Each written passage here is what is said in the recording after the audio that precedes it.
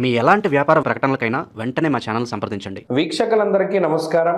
అందరికీ నూతన ఆంగ్ల సంవత్సర శుభాకాంక్షలు. కర్కాటక రాశి వారికి 2026 సంవత్సరంలో జనవరి నెలలో మధ్యస్థమైనటువంటి ఫలితం ఉన్నది.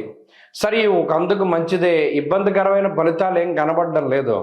6వ స్థానంలో రవి కుజులు 15వ తారీఖు వరకు ఉంటారు కాబట్టి 15 వరకు ఉండేటువంటి గ్రహస్థితి సానుకూలంగా ఉన్నది. ఇక్కడ పంచగ్రహ కూటమి గురించి ప్రధానంగా మాట్లాడుకోవడానికి మునుపు దీర్ఘ సంచార గ్రహాల గురించి మాట్లాడుకోవాలి.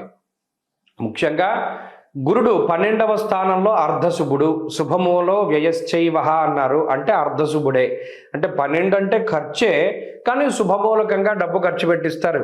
ఏ భోగిపళ్ళు పోయడానికో, లేకపోతే సంక్రాంతి గొబ్బిళ్ళు పెట్టించుకోవడానికో, లేకపోతే బొమ్మల కొలువు పెట్టడానికి, ఇలా ఆనందదాయకమైనటువంటి ఖర్చే ఉంటుంది తప్పితే పెద్ద చెప్పుకోదగ్గ ఖర్చులా, లేదా ప్రయాణాలకో. ఇంకోటి ఏంటంటే స్థానచలనం, దేశాంతరవాసం. వాళ్ళు ఇటు వెళ్ళడానికి, లేదా ఇటు నుండి అటు వెళ్ళడానికి, అటు నుండి ఇటు వెళ్ళడానికి, ఏదైనా దేశాంతరవాసం చేయడానికి ఈ గ్రహస్థితి అవకాశాన్ని కల్పిస్తుంది.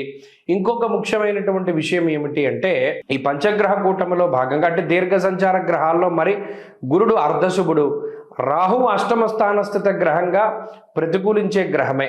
సరే, దాని గురించి పక్కన పెడదాం. 9వ స్థానమందు శని కూడా మిశ్రమమైనటువంటి ఫలదాత.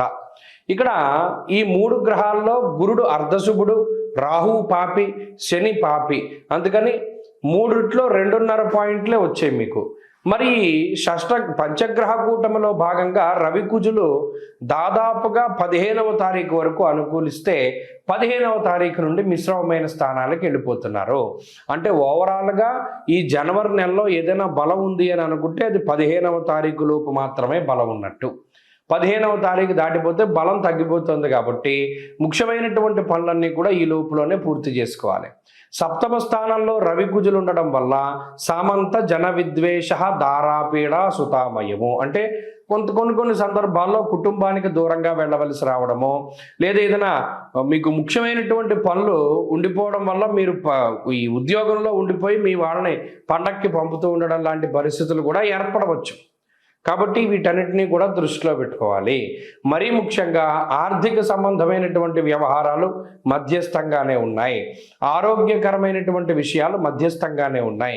కుటుంబపరమైనటువంటి విషయాలు మధ్యస్థంగా, అంటే ఏదైనా సరే మధ్యస్థమైనటువంటి ఫలితాన్నే కర్కాటక రాశి వారికి ఈ జనవరి నెలలో మనం ఆశించవచ్చును.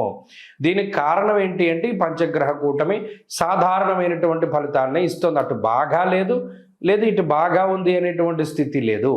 కాబట్టి ఈ విషయాన్ని దృష్టిలో పెట్టుకోండి. 15వ తారీఖు లోపులోనే ఏదైనా ముఖ్యమైనటువంటి పనులన్నీ కూడా మనం ముగించేసుకోవాలి. కాబట్టి ఈ పంచగ్రహ కూటమి కానీ దీర్ఘ సంచార గ్రహాలు కానీ ఇచ్చేటువంటి ఫలితాలు ఆ రకంగా ఉన్నాయి. వీటిని పెంచుకోవాలి. అంటే ఏదైనా మధ్యస్థమైన ఫలితం నుండి ఉన్నతమైనటువంటి ఫలితాన్ని పొందడానికై ఎక్కువగా అమ్మవారి యొక్క ఆరాధన చేస్తూ ఉండండి. మరీ ముఖ్యంగా ఈ మాసంలో వచ్చేటువంటి మూలా నక్షత్రం రోజున, లేదు శుక్రవారం రాహుకాల సమయంలోనూ అమ్మవారి ఆలయంలో దీపారాధన చేయడము, లేదా రాహుకాల సమయంలో అమ్మవారికి సంబంధించినటువంటి స్తోత్ర పారాయణలు చేస్తూ ఉండడం ద్వారా కూడా మరిన్ని శుభ ఫలితాలను పొందగలుగుతారు. ప్రతిరోజు చదువుకోవాలి అంటే దుర్గా సప్తశ్లోకి అనేటువంటి స్తోత్రం ఉంటుంది. అది చదువుకోండి, అది మంచి ఫలితాలను ఇస్తుంది.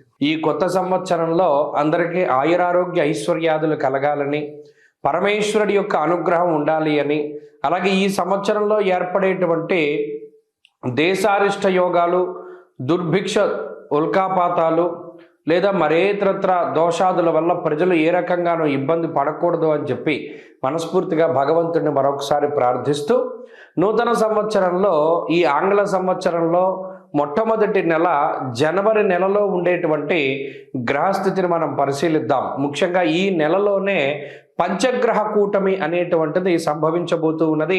దానికి సంబంధించినటువంటి ప్రభావాలను సైతం మనం విశ్లేషణ చేసుకుందాం. దానికన్నా ముందు సంక్రాంతి ఎప్పుడు చేసుకోవాలి అనేటువంటి దాని మీద కొంతమందికి సందిగ్ధత ఉన్నది. నిజానికి భారతదేశ ఆమోదిత భారత ప్రభుత్వ ఆమోదిత దృగ్గణిత పంచాంగ రీత్యా 15వ తారీఖు నాడు సంక్రమణ పుణ్యకాలము అనేటువంటిది అందరూ గుర్తుపెట్టుకోవాలి. 15వ తారీఖు నాడే రవి ధనురాశిని వదిలిపెట్టి మకర రాశిలోకి ఆయన యొక్క సంచారాన్ని ప్రారంభిస్తూ ఉత్తరాయణ పుణ్యకాలాన్ని ప్రారంభం చేస్తూ ఆయన యొక్క దిశ అంటే ఆయన ప్రయాణము ఉత్తరం దిక్కుగా ప్రారంభం చేస్తూ అది దేవతా కాలమానం ప్రకారం పగలు కాబట్టి ఆ రోజున సంక్రమణ పుణ్య రోజున చేసేటువంటి విశేషమైనటువంటి స్నానములు, దానములు, జపములు, తపములు వీటన్నిటికీ విశేషమైనటువంటి ఫలాన్ని ఆయన వసగుతూ ఉన్నారు. అది జనవరి 15వ తారీఖు. కాబట్టి ప్రభుత్వం కూడా సెలవులు ఆ రకంగానే ఇచ్చింది కాబట్టి ఏమాత్రం సందేహం లేదు. 14, 15, 16 పండగలు, ఈ విషయాన్ని దృష్టిలో పెట్టుకోవాలి. ఇక జనవరి నెల ద్వితీయార్థంలో అంటే 15వ తారీఖు దగ్గర నుండి ఏర్పడేటువంటి పంచగ్రహ కూటమి చాలా విశేషంగా దీని గురించి చెప్పుకోవాలి. మకర రాశి యందు రవిగ్రహము, కుజగ్రహము, శుక్రగ్రహము, బుధగ్రహము, చంద్రగ్రహము వెరసి 5 గ్రహాల తాలూకు స్థితిగతులు ఇది కాలపురుషునికి దశమ కేంద్రమందు ఏర్పడుతూ ఉన్నాయి కాబట్టి ఇది విశేషంగా ప్రభావాన్ని చూపిస్తూ ఉంటుంది. దేని మీద? వృత్తి, ఉద్యోగ, వ్యాపార, వ్యవహార, వ్యవసాయాదులపైన దీని యొక్క ప్రభావం ఉండబోతూ ఉన్నది. అలాగే అగ్నితత్వ సంబంధం ఉన్నటువంటి రవి కుజులు ఇద్దరూ కూడా భూతత్వ రాశి యందు నెలకొని ఉన్నారు. ఇక్కడ గమనించండి, ఇక్కడ మకరం భూతత్వ రాశి, ఆ రాశి యందు అగ్ని సంబంధమైన గ్రహాలు అంటే రవి కానీ కుజుడు కానీ ఉండడం వల్ల ఇది అకారణమైనటువంటి ఎండలను కూడా సూచిస్తుంది. ఈ విషయాన్ని కూడా దృష్టిలో పెట్టుకోవాలి. అలాగే రాజకీయపరమైనటువంటి విషయాలు కొంచెం ఆసక్తిని కలగజేస్తాయి.